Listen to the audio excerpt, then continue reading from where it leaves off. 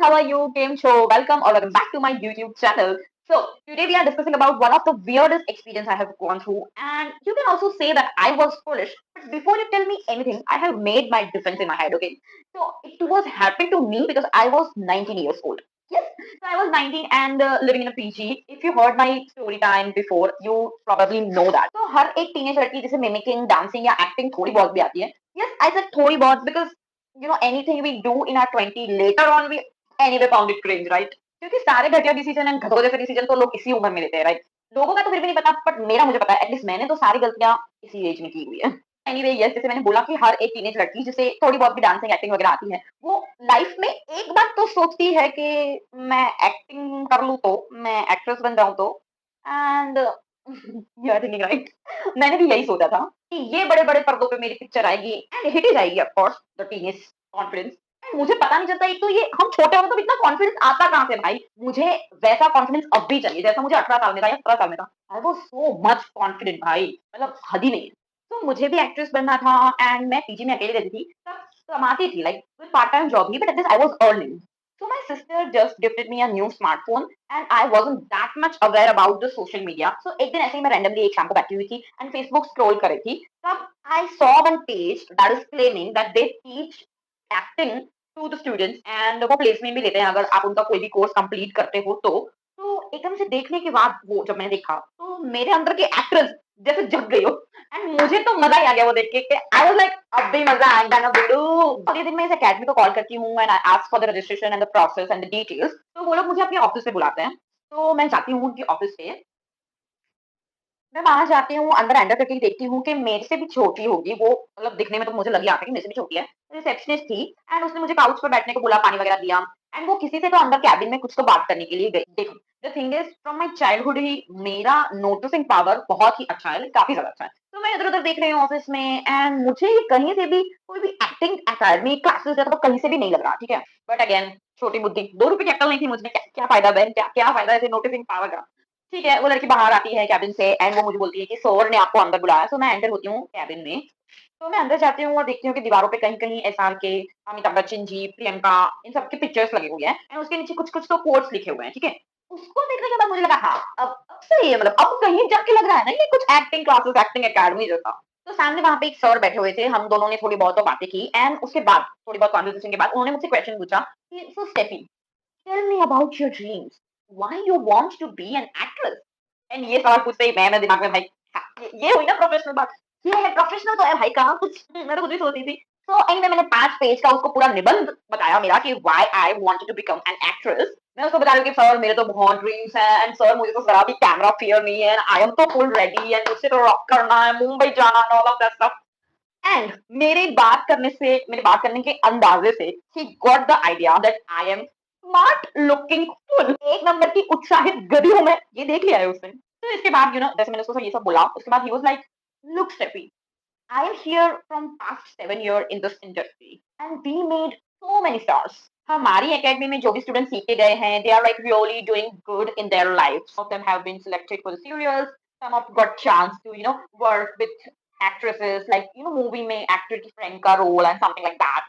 तो मैं उसकी ये सारी बातें सोच के तो हाँ सपने देख रहे हो कि मतलब लाइक मुझे कोई दुख नहीं होगा अगर आलिया भट्ट की फ्रेंड का रोल मुझे किसी मूवी में मिल रहा है तो मैं फुल इम्प्रेस्ड हूँ एंड मैं सोच रही हूँ कि भाई किस पे डाउट करिए तो इस पे डाउट करिए. मैंने तो मेरे फर्स्ट अवार्ड की स्पीच भी मेरे दिमाग में सोच लिया कि thank you so much guys, thank you so much for the love and the support. I can not express my feeling in the words and etcetera etcetera. And then he asked for the fees.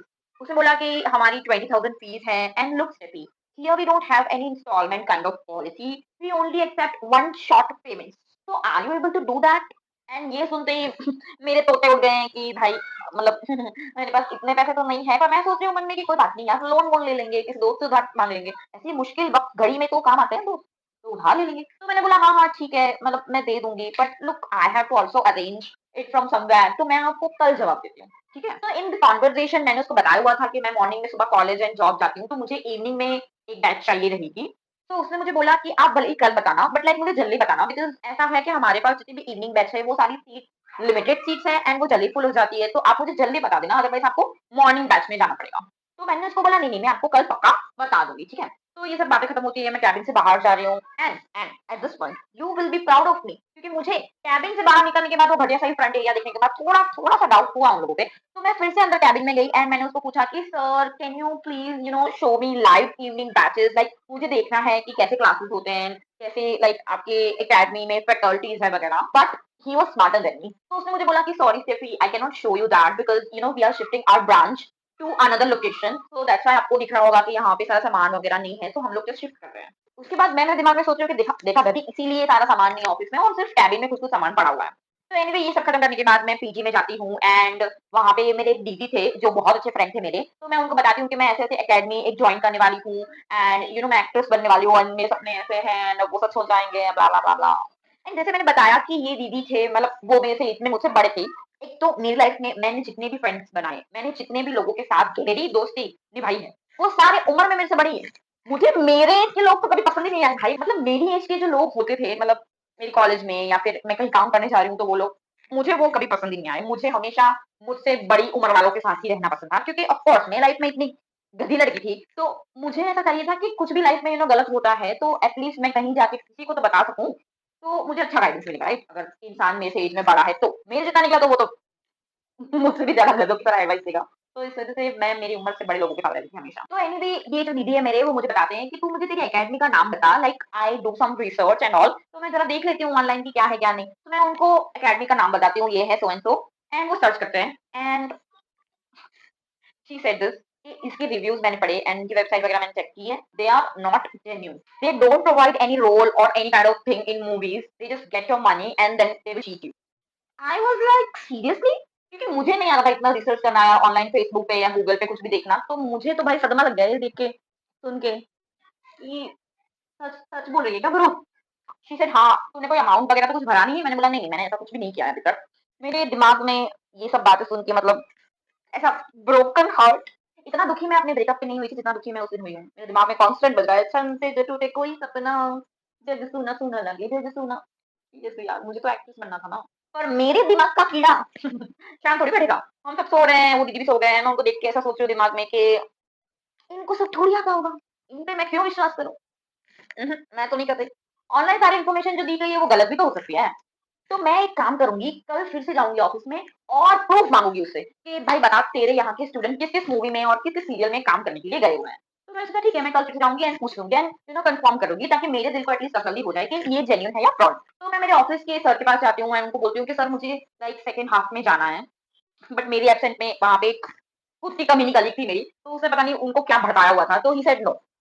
नहीं, नहीं Steffi, देखो 2-3 दिन बहुत ज़्यादा काम है, तो आप है ना 2-3 दिन बाद हाफ डे ले लेना, ठीक है? तो तब मैं वो अकेडमी विज़िट नहीं कर पाती हूँ एंड उसके बाद मुझे कॉलेज से भी असाइनमेंट वगैरह का काम आ जाता है, तो मैं 1 आध वीक जितना तो बहुत ही बिज़ी रहती हूँ। तो 9-10 दिन हो जाते हैं, मैं वो अकेडमी फिर से विज़िट नहीं कर पाती हूँ। 10 एक दिन बीत जाते हैं, मुझे फिर से याद आता है कि ओहो! मुझे तो अकेडमी विज़िट करनी थी। तो मेरे पास मैप में ऑलरेडी एड्रेस सेव था, तो मैं वहाँ पे जाती हूँ एंड जिस भी फ्लोर पे ये ऑफिस था, मैं वहाँ पे जाती हूँ, देखती हूँ कि ऑफिस पे ताला लगा हुआ है।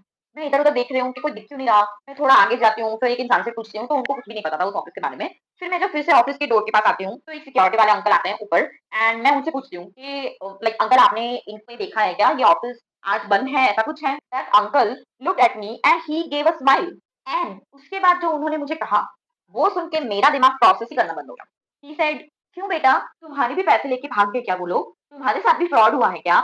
आई वाज़ लाइक हैं? मतलब ही सेड कि हाँ, वो लोग 1 महीने पहले ही जस्ट शिफ्ट हुए थे यहाँ पे एंड वो लोग फ्रॉड है, लाइक पिछले दिनों में बहुत सारी लड़कियाँ, लड़के आके गए, उन्होंने मुझे बताया कि वो लोग उनके पैसे लेके भाग गए हैं, ये बोल के कि वो मूवी में काम दिला देंगे। एंड ये सुनते ही मैं भगवान और दीदी दोनों को थैंक यू बोलती हूँ कि हाय भाई थैंक यू मेरे 20,000 रुपए बचा दिए। मैं पैसे लेके तो वैसे भी नहीं गई थी वहाँ पे, बट मैं फिर भी देखती अगर वो मुझे 2-4 दाने फेंकता तो मैं उसकी जाल में फंसी जाने वाली थी और मैं उसको आराम से 20,000 रुपए मेरे से दे देती कि हाँ भाई मुझे तो मूवी में काम मिलेगा, मुझे तो मूवी में काम मिलेगा, हाँ, एक्ट्रेस बन जाऊँगी या हाँ। टू बी वेरी ऑनेस्ट मुझे थोड़ा दुःख भी हुआ कि एक्ट्रेस नहीं बन पाई, बट ठीक है मेरे 20,000 बचने की खुशी उससे कहीं ज़्यादा थी। So this was the story how I escaped from a big scam just in a time. If you really like to hear me and you want to hear me in the future, do like, share, comment and subscribe to my channel. मिलते हैं, bye bye, me Steffi signing off.